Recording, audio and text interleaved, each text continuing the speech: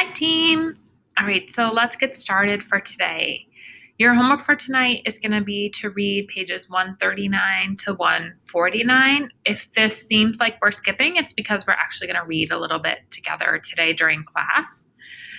So, our agenda for the day is we're going to read a little bit, about 7 pages, and then we're going to read a short article called How to Be Friends with Another Woman. And that connects to what happens in our reading of the book today. Right, so we're going to go ahead and get started with our read aloud. So I'm going to pull my book up. And I'm going to go ahead and start here at the top on page 132. April 18th, 1992. Dear friend, I've made a terrible mess of things. I really have. I feel terrible about it. Patrick said the best thing I can do is just stay away for a while.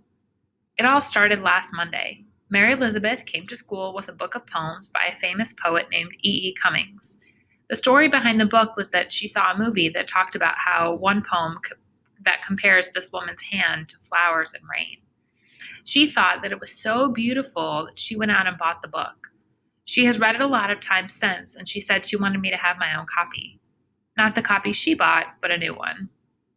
All day she told me to show everyone the book. I know I should have been grateful because it's a very nice thing to do, but I wasn't grateful. I wasn't grateful at all. Don't get me wrong, I acted like I was, but I wasn't. To tell you the truth, I was starting to get mad. Maybe if she would have given me the copy of the book she bought for herself, it would have been different. Or maybe if she had just hand copied the rain poem she loves on a piece of nice paper. And definitely if she didn't make me show the book to everyone we know. Maybe I should have been honest then, but it just didn't feel like the right time. When I left school that day, I didn't go home because I just couldn't talk to her on the phone, and my mother is not a very adroit liar about things like that. So instead, I walked to the area where all the shops and video stores are. I went straight to the bookstore, and when the lady behind the counter asked me if I needed any help, I opened up my bag and I returned the book Mary Elizabeth bought me. I didn't do anything with the money, it just sat in my pocket. When I walked home, all I could think is what a terrible thing I just did, and I started crying. By the time I walked in the front door, I was crying so much that my sister stopped watching television to talk to me. When I told her what I did, she drove me back to the bookstore because I was too messy to drive, and I got the book back, which made me feel a little better. When Mary Elizabeth asked me where I'd been all day on the phone that night, I told her I went to the store with my sister. And when she asked if I bought her something nice, I said I did. I didn't even think she was serious, but I said it anyway. I felt so bad about almost returning her book. I spent the next hour on the phone listening to her talk about the book, and then we said goodnight. And then I went downstairs to ask my sister if she could drive me to the store again so I could get Mary Elizabeth something nice.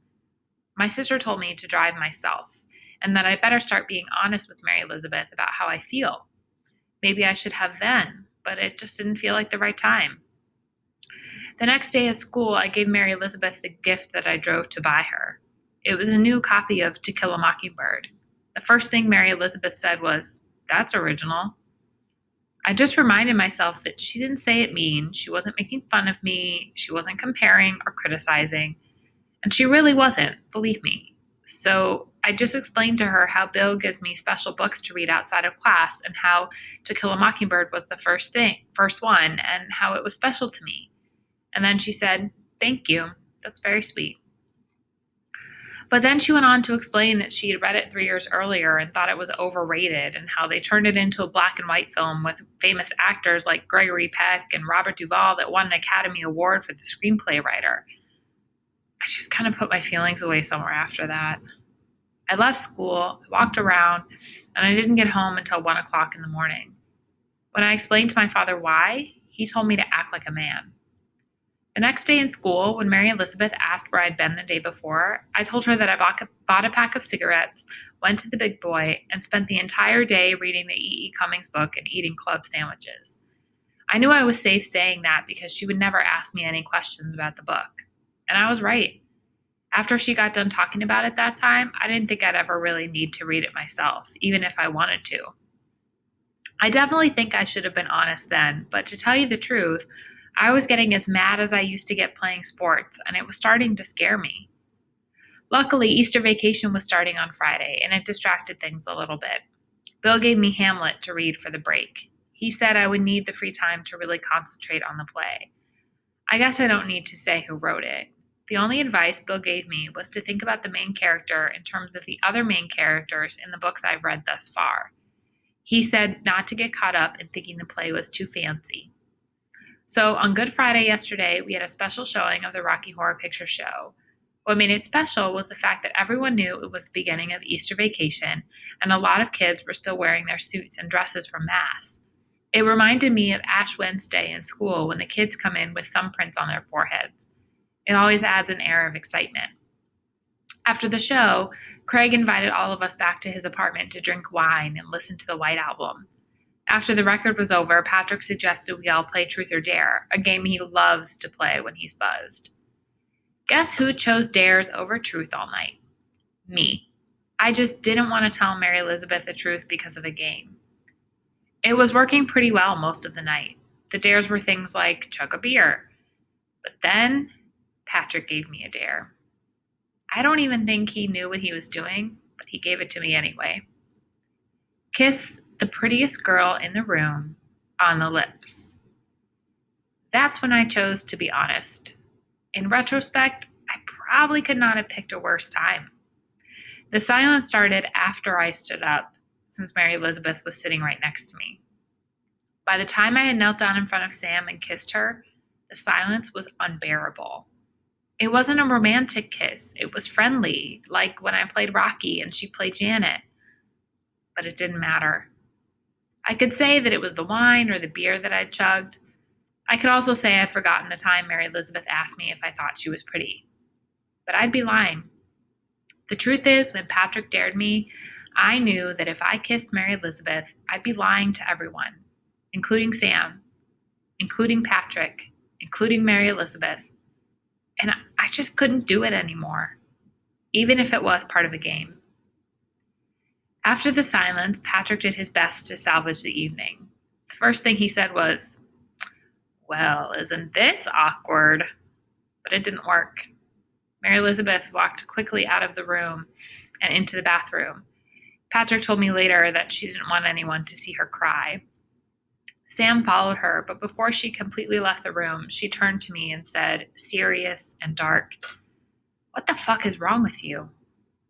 It was the look on her face when she said it, and how much she meant it.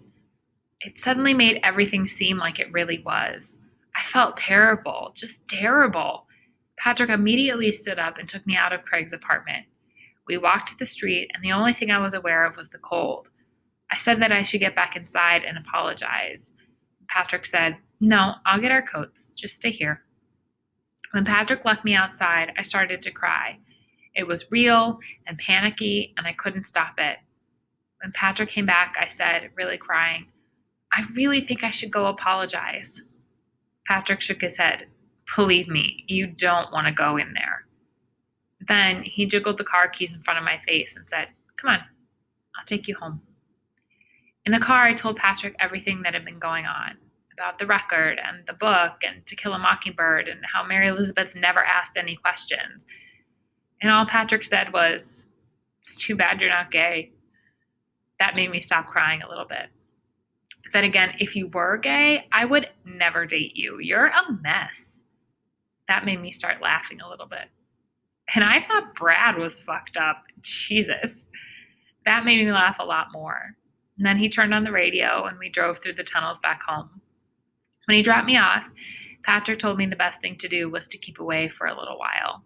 I guess I already told you that. He said when he knew more, he'd give me a call. Thanks, Patrick. Don't mention it. And then I said, "You know, Patrick, if I were gay, I'd want to date you." I don't know why I said it, but it just seemed right.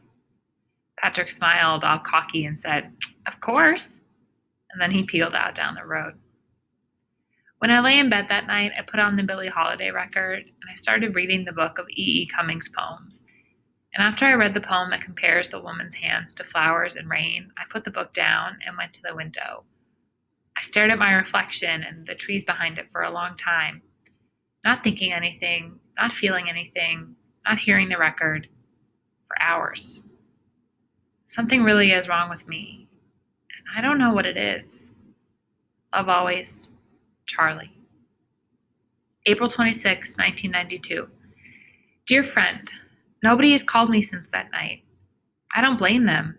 I've spent the whole vacation reading Hamlet. Bill was right. It's much easier to think of the kid in the play like the other characters I've read about so far. It's also helped me while I'm trying to figure out what's wrong with me. It didn't give me any answers necessarily, but it was helpful to know that someone else has been through it, especially someone who lived a long time ago. I did call Mary Elizabeth, and I told her that I had been listening to the record every night and reading the E. E. Cummings book. She just said, "It's too late, Charlie."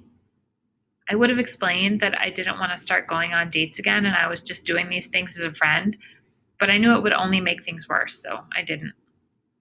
I just said, "I'm sorry." And I really was sorry. And I know that she believed me. But when that didn't make any difference, and then there was nothing to talk about, nothing but a bad silence on the phone, I really knew it was too late. Patrick did call me, but all he said was that Craig got really angry at Sam about me, and I should keep staying away until things got clear. I asked him if he'd like to go out, just him and me. He said he would be busy with Brad and family things, but he'd try to call me if he could find the time. So far, he hasn't. I would tell you about Easter Sunday with my family, but I've already told you about Thanksgiving and Christmas, and there really isn't much of a difference. Except that my father got a raise, and my mother didn't because she doesn't get paid for housework. And my sister stopped reading those self-esteem books because she met a new boy.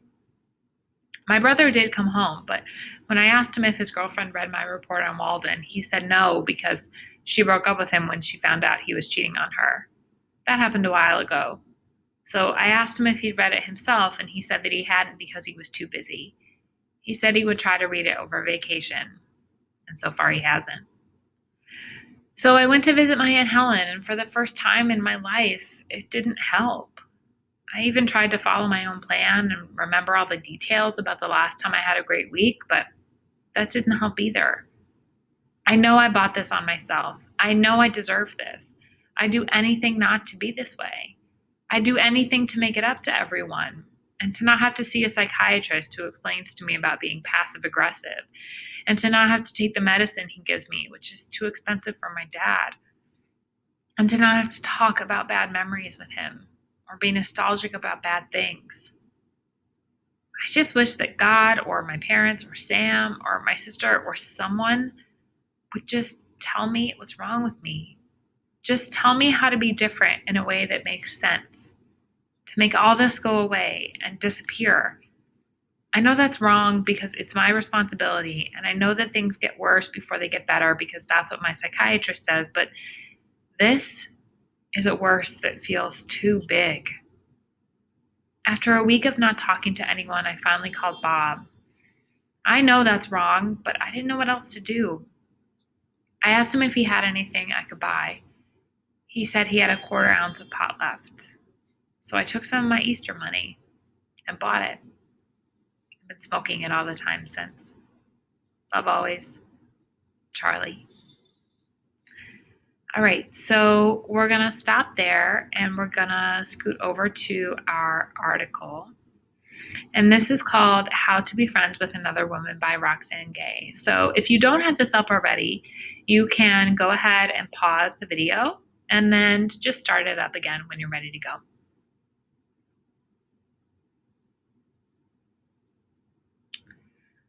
All right, so I'm going to read a little bit here, 1 through 3, the first page, and then I'm going to let you do the rest on your own, okay? All right, How to Be Friends with Another Woman by Roxane Gay. 1. Abandon the cultural myth that all female friendships must be bitchy, toxic, or competitive. This myth is like heels and purses. It's pretty, but it's designed to slow women down. 1A. This is not to say that women aren't bitches or toxic or competitive sometimes, but rather to say that these are not the defining characteristics of female friendship, especially as you get older. 1B. If you find that you're feeling bitchy or toxic or competitive towards women who are supposed to be your closest friends, look at why. Figure out how to fix it and or find someone who can help you fix it. 2. A lot of ink is given over to mythologizing female friendships as curious, fragile friendships that are always intensely fraught. Stop reading writing that encourages this mythology. 3. If you're the kind of woman that says, I'm mostly friends with guys, and act like you're proud of that, like that makes you closer to being a man or something and less of a woman, as if being a woman was a bad thing, see item 1B. It's okay if most of your friends are guys, but if you champion this as a commentary on the nature of female friendships, well, soul search a little. 3A. If you feel like it's hard to be friends with women, consider that maybe women aren't the problem. Maybe it's just you. 3B. I used to be this kind of woman. I'm sorry to judge. Okay, so let's pause here, and you can go ahead and answer question number 1. What do you think about what she says in 3A, and 3B? Once you finish that, you can continue reading and answering the questions on your own.